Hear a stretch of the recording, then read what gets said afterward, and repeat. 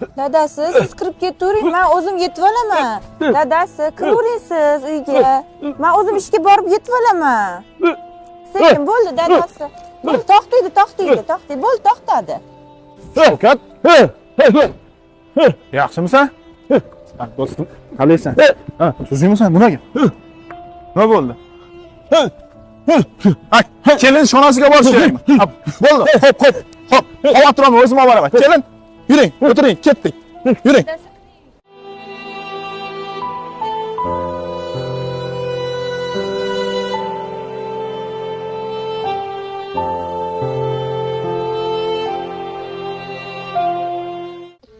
Hop.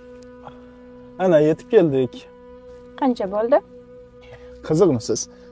Sizdek chiroyli ayoldan ham pul olamanmi? Bu nima deganingiz? Astag'firulloh. Bilasizmi, o'zi anchadan beri bitta gapni aytmoqchi bo'lib yurdim sizga.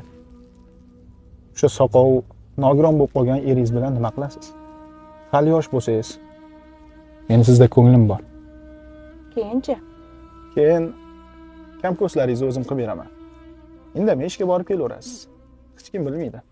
Hech kim bilmaydi? Hech kim bilmaydi. Allohchi. Endi men sizni o'ylayapman.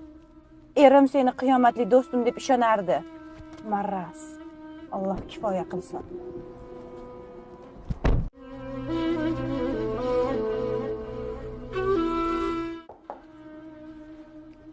Komilовна, hozirgi nogiron bo'lib chiqqan ayolni erlari keldi. Mendan so'rayaptilar. Qizmi, o'g'ilmi deb nima deyishni bilmay turibman. Ha, mayli chaqiring. O'zim aytaman. Kiring. Assalomu alaykum.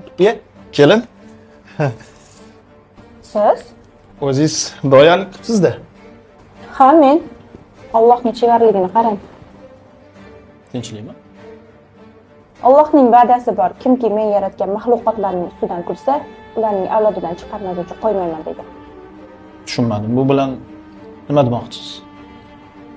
Esingizdami meni erimning ustidan kulgan edingiz, nogiron deb. Alloh sizga sabr bersin, farzandingiz nogiron tug'ildi. Nima? Bo'lishi mumkin emas. Hammasi Allohdan.